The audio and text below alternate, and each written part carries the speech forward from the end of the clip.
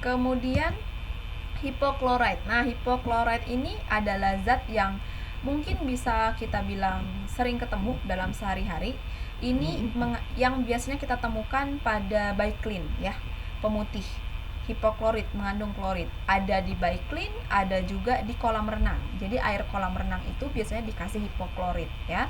Jadi hipoklorit ini juga merupakan zat kimia yang mampu bekerja sebagai disinfektan gitu ya.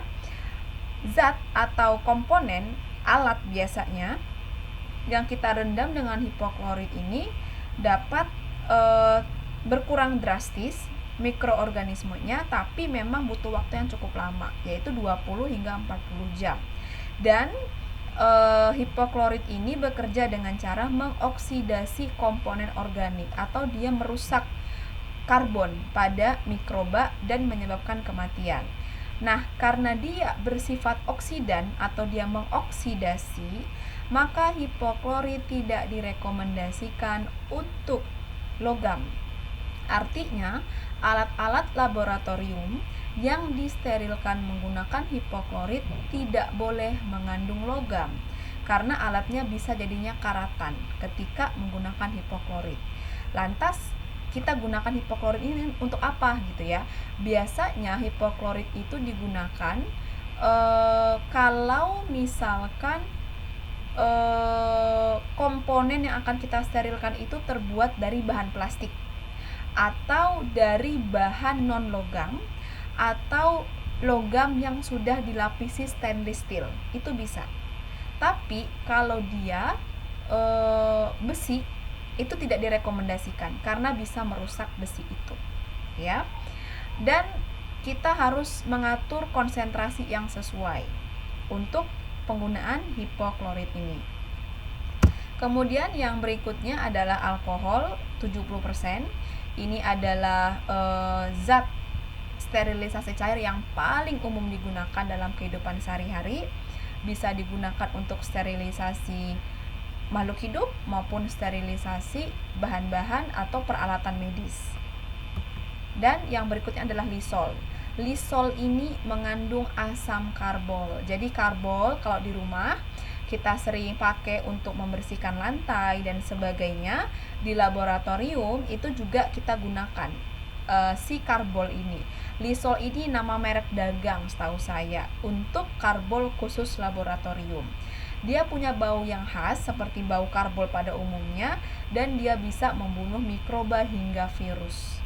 Sehingga lisol ini seringkali digunakan untuk misalkan kayak pada kasus COVID sekarang, ketika bekerja di laboratorium COVID, salah satu zat yang kita gunakan untuk mensterilkan kayak tip bekas atau sampel-sampel bekas pasien itu adalah lisol gitu ya.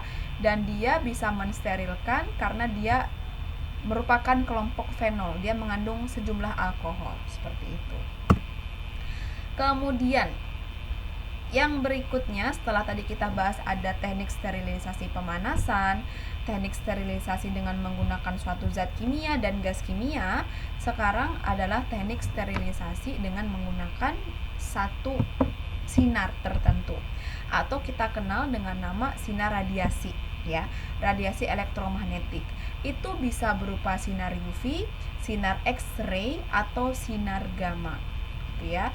Dan sinar-sinar ini biasanya diperoleh dari pancaran elektron. Ada dua jenis sterilisasi dengan menggunakan radiasi yang kita kenal. Yang pertama adalah non-ionic radiation sterilization. Di sini kita menggunakan sinar UV sebagai sumber sterilisasinya yang akan mensterilkan permukaan suatu objek atau objek yang transparan. Tapi metode ini tidak efektif kalau seandainya objeknya itu tidak transparan. Contohnya seperti ini. Kita ingin mensterilkan bahan kimia tertentu. Kita masukkan ke dalam sebuah wadah, terus kita tutup wadah itu. Nah, tutupnya tidak bening. tapi berwarna sehingga UV tidak bisa menembus. Ini tidak akan efektif, sehingga ketika kita akan mensterilkan satu zat tertentu, pastikan wadahnya bening sehingga UV bisa menembus wadah tadi dan bisa mensterilkan bahan tersebut. Karena menggunakan radiasi ini sangat mudah, tidak merusak, tidak ada pemanasan sehingga tidak merusak bahan-bahan yang terbuat dari plastik, dan tidak ada air yang akan mengganggu bahan-bahan yang memang nggak boleh kena air. Jadi benar-benar cuman sinar saja gitu ya. Nah, sinar UV ini sayangnya tidak boleh kita gunakan pada plastik yang mengandung polistiren dalam jangka waktu yang lama. Jadi gini, kalau kayak di lab biasanya kita gunakan sinar UV untuk sterilisasi plastik hanya 1-2 kali saja. Tetapi kalau plastik tersebut dipakai berulang, makanya kalau untuk sterilisasi ion ini atau UV ini kita gunakan untuk plastik-plastik yang sekali pakai saja. Tapi kalau kita menggunakan satu wadah plastik yang kita sterilisasi berulang kali, puluhan kali, maka dia dapat merusak struktur dari polistiren ini. Dia akan membuat plastiknya jadi bengkok seperti itu. Ini biasanya krusial pada kasus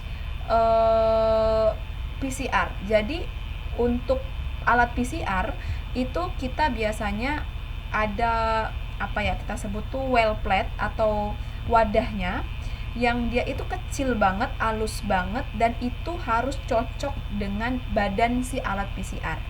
Ketika plastik tadi kita UV terlalu sering, kita sterilkan dengan UV terlalu sering, struktur dari wadah PCR tadi akan berubah, sehingga pernah kejadian pada saat dimasukkan pada alat PCR dia nggak masuk, nggak cocok karena dia berubah seperti itu. Makanya di sini umumnya UV yang kita gunakan ini adalah umumnya bahan-bahan yang kita sterilkan dengan menggunakan UV adalah bahan-bahan plastik 1 kali pakai. Kemudian tipe yang kedua, ionizing radiation sterilization. Di sini dia menggunakan jenis sinar yang berbeda, yaitu sinar gamma. Sinar gamma ini panjang gelombangnya berbeda dengan sinar UV, dan dia biasa digunakan untuk sterilisasi jarum suntik, set infus, dan peralatan medis serta makanan. Dia biasa dihasilkan dari radioisotop kobalt 60 dan cesium 137. Jadi memang setiap teknik itu punya peruntukan yang sesuainya untuk yang mana, seperti itu ya. Kemudian teknik yang